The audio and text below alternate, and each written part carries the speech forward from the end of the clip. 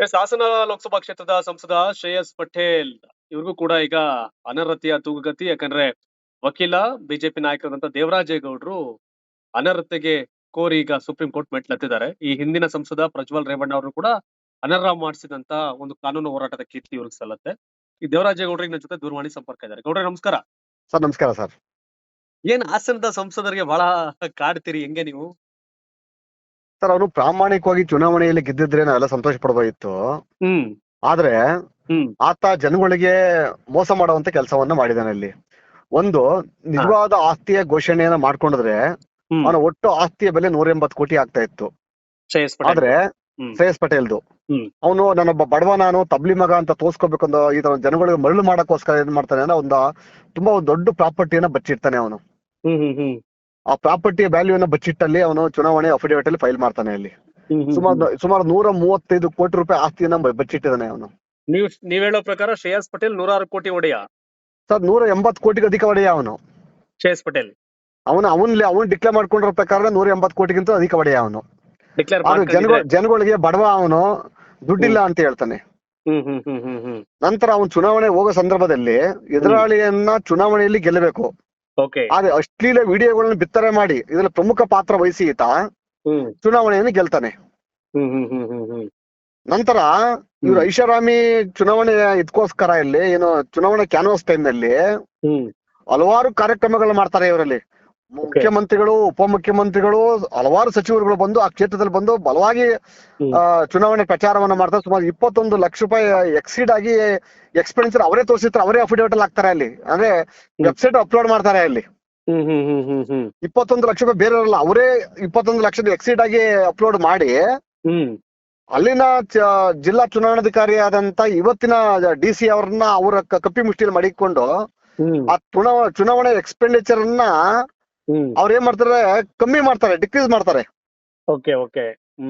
So ಅದು ಅಕ್ಷಮ್ಯ ಅಪರಾಧ ಅದು. ಈಗ ಈ ವಿಚಾರವಾಗಿ ಈಗಾಗಲೇ ನಾನು ಎಲೆಕ್ಷನ್ ಕಮಿಷನ್ ಆಫ್ ಇಂಡಿಯಾ ಕೂಡ ಕೊಟ್ಟು ಬಂದಿದ್ದೀನಿ ನಾನಲ್ಲಿ. ಸೊ ಅದನ್ನ ನಾನು ಕರ್ನಾಟಕ ಉಚ್ಚ ನ್ಯಾಯಾಲಯದಲ್ಲಿ ನಾವು ಎಲೆಕ್ಷನ್ ಪಿಟಿಷನ್ ಫೈಲ್ ಮಾಡಿದ್ದು ಅಲ್ಲಿ. ಈಗ ಘನ ನ್ಯಾಯಮೂರ್ತಿಗಳು ಇವತ್ತಿನ ವಿಚಾರಣೆ ನಡೆಸಿ ಅಲ್ಲಿ ಸೆಪ್ಟೆಂಬರ್ 30ನೇ ತಾರೀಕು ಖುದ್ದು ಹಾಜರಾತಿಗೆ ಸಮನ್ಸ್ ಜಾರಿ ಮಾಡಿದ್ದಾರೆ. ಹಾಗಾಗಿ ಯಾವುದೇ ಕಾರಣಕ್ಕೂ ಕೂಡ ಪ್ರಜ್ವಲ್ ರೇವಣ್ಣಗೆ ಹಲವಾರು ವಿಷಯಗಳು ತಗೊಂಡಿದ್ದು ನಾವಲ್ಲಿ. ಆದ್ರೆ ಈ ಒಂದು ಮೇಜರ್ ಇಶ್ಯೂ ನಾವು 3 ಪಾಯಿಂಟ್ ತಗೊಂಡಿದ್ವಿ ಅಲ್ಲಿ. ನನ್ನ ಪ್ರಕಾರ ಒಂದು 2 ರಿಂದ 3 ತಿಂಗಳಲ್ಲಿ ಈ ತರ ಡಿಸ್ಕ್ವಾಲಿಫೈ ಆಗಿ ಮನೆಗೆ ಹೋಗ್ತಾನೆ ಇವನು. ಗೌಡ್ರೆ, ನೀವು ಏನು ಎತ್ತ ಅಂತ ಕೇಳಕ್ ಹೋಗಲ್ಲ. ಈಗಾಗ್ಲೇ ನಿಮ್ಮ ಹಾಸನ ಲೋಕಸಭಾ ಕ್ಷೇತ್ರದಲ್ಲಿ ಕಳೆದ ಸಂಸದರನ್ನ 1 ತಿಂಗಳು ಅನರ್ಹ ಸಂಸದ ಮಾಡಿ ಕೂರ್ಸಿದ್ರಿ. ಕಾನೂನಾತ್ಮಕವಾಗಿ ಸ್ಟ್ರಾಂಗು, ಪೊಲಿಟಿಕಲಿ ಸ್ಟ್ರಾಂಗಾ? ಖಂಡಿತ ಸರ್. ಆದ್ರೆ ಕಾನೂನಾತ್ಮಕವಾಗಿ ದೇವರಾಜೇಗೌಡರು ಸ್ಟ್ರಾಂಗು ಅಂತ ನನ್ಗೆ ಗೊತ್ತು. ಓಕೆ, ಎಷ್ಟು ದಿನ ಟೈಮ್ ಹಿಡಿಯುತ್ತೆ ಇದಕ್ಕೆಲ್ಲ ಅಂತ? ಸರ್ ನನ್ನ ಗುರಿ ಒಂದು 2 ರಿಂದ 3 ತಿಂಗಳು ಮುಗಿಸ್ತೀವಿ ಸರ್. ನಾವಿದು ಒಂದೇ ಪಾಯಿಂಟ್ ತಗೊಂಡಿದ್ವಿ ನಾವಲ್ಲಿ. ನಮಗೆ ಬಹಳ ಅನುಭವ ಇದೆ ಈಗ ಎಕ್ಸ್ಪಿಡಿಷನ್ ಅಲ್ಲಿ ಏನ್ ಮಾಡ್ಬೇಕು ಅವಾಗೆಲ್ಲ ನಮಗೆ ಅನುಭವ ಕಮ್ಮಿ ಇತ್ತು. ನಾವಲ್ಲಿ ತುಂಬಾ ಲಾಂಗ್ ಟೈಮ್ ತಗೋತು, 2 ವರ್ಷ ಸುಪ್ರೀಂ ಕೋರ್ಟ್ ಅಲ್ಲಿ ಎಲ್ಡಪ್ ಆಯ್ತದು. ಆದ್ರೆ ನಮಗೆ ಬಹಳ ಅನುಭವ ಆಗಿರೋದ್ರಿಂದ ಅಲ್ಲಿ ಎಲ್ಲೂ ಕೂಡ ನಾವು ತೊಡಕು ಆಗದಂಗೆ, ಸಮಸ್ಯೆ ಆಗದಂಗೆ ನೋಡ್ಕೊಂಡು ನಾವಲ್ಲಿ ಒಂದು 2.5-3 ತಿಂಗಳಲ್ಲಿ ಇದನ್ನ ಅನರ್ಹ ಮಾಡ್ತೀವಿ ಇಲ್ಲಿ. ಖಂಡಿತವಾಗಿ ಆಗುತ್ತೆ. ಖಂಡಿತ. ಯಾಕೆಂದ್ರೆ ಸರ್ ನಮ್ಮ ಹಾಸನ ಜಿಲ್ಲೆ ಕ್ಲೀನ್ ಆಗ್ಬೇಕು. ಬಹಳ ಹಾಸನ ಜನರಿಗೆ ಎಂತ ಸಂದಿಗ್ಧತೆ ನೋಡಿ ಗೌಡ್ರೆ. ಸೋತಂತ ಕ್ಯಾಂಡಿಡೇಟ್ ಪ್ರಜ್ವಲ್ ರೇವಣ್ಣ, ಈಗ ಹೌದು ಸರ್, ಗೆದ್ದಿರೋ ಶ್ರೇಯಸ್ ಪಟೇಲ್ ಅವ್ರನ್ನ ಅನರ್ಹ ಮಾಡ್ಸಕ್ ಹೊರಟಿದ್ದೀರಿ. ಖಂಡಿತ ಸರ್. ನೆಕ್ಸ್ಟ್ ಯಾರಂಗಾರ MP? ಸರ್ ನಾನು ಹೇಳೋದು ಹಾಸನ ಪವಿತ್ರವಾದಂತ ಸ್ಥಳ ಸರ್ ಅದು. ಹೌದು. ಇಲ್ಲಿ ಅಪ್ರಾಮಾಣಿಕ ಇರೋರು, ಅಯೋಗ್ಯರಿಗೆ ಅಲ್ಲಿ ಜಾಗ ಇಲ್ಲ ಸರ್ ಅಲ್ಲಿ.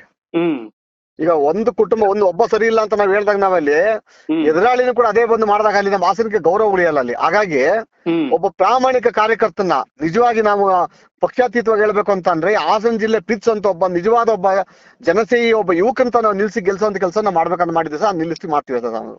ಒಟ್ಟಾರೆ ಶ್ರೇಯಸ್ ಪಟೇಲ್ ಅನರ್ಹ ಆಗೋದು ಫಿಕ್ಸು, ಅಲ್ಲಿ ಮತ್ತೊಬ್ಬರಂತ ನಿಲ್ಸೋದು ಫಿಕ್ಸು ಅನ್ನೋ ದಾಟಿಲ್ ಮಾತಾಡ್ತಿದ್ದೀರಿ. ಖಂಡಿತ ಸರ್. ಇನ್ನು 6 ತಿಂಗಳಲ್ಲಿ ಚುನಾವಣೆ ಮಾಡ್ತೀವಿ ನಾವಲ್ಲಿ. ಹೊಸ MP ಬರ್ತಾರೆ ಸರ್ ಆ ಕ್ಷೇತ್ರಕ್ಕೆ. ಪಕ್ಕಾ? 100% ಸರ್. 100%? 100% ಸರ್. ನೀವು ನೋಡಿ ಸರ್, ನೀವು ನೋಡ್ತಾ ಇರ್ತೀರಿ ನೀವಲ್ಲಿ. ಅದಕ್ಕೆ ನಾವು ಜಾಸ್ತಿ ಲಾಂಗ್ ತಗೊಂಡು ಹೋಗ್ತಾ ಇಲ್ಲ ನಾವಲ್ಲಿ. 2-3 ಸಬ್ಜೆಕ್ಟ್ பண்ணிಕೊಂಡಿದ್ವಿ ಅಲ್ಲಿ. ಅವು ಪ್ರೂವ್ಡ್ ಡಾಕ್ಯುಮೆಂಟ್ಸ್ ಅವು. ಎಸ್ ಗೌಡ್ರೆ, ನಿಮ್ಗೆ ನಿಮ್ ಮಾತಿನ ಬಗ್ಗೆ ನಂಬಿಕೆ ಇದೆ. ನೀವಾಗ್ಲೇ ಈ ಹಿಂದಿನ ಸಂಸದನ ಅನರ್ಹ ಮಾಡಿಸಂತ ಕೀರ್ತಿ ಮತ್ತೆ ಕಾನೂನು ಹೋರಾಟದ ಗೆಲುವು ನಿಮ್ಗೆ ಸಲ್ಲುತ್ತೆ. ಒಳ್ಳೇದಾಗ್ಲಿ ಗೌಡ್ರೆ. ಥ್ಯಾಂಕ್ ಯು ಸೋ ಮಚ್ ನಮ್ ಜೊತೆ ಮಾತಾಡೋದಕ್ಕೆ. Thank you. ನಮಸ್ತೆ.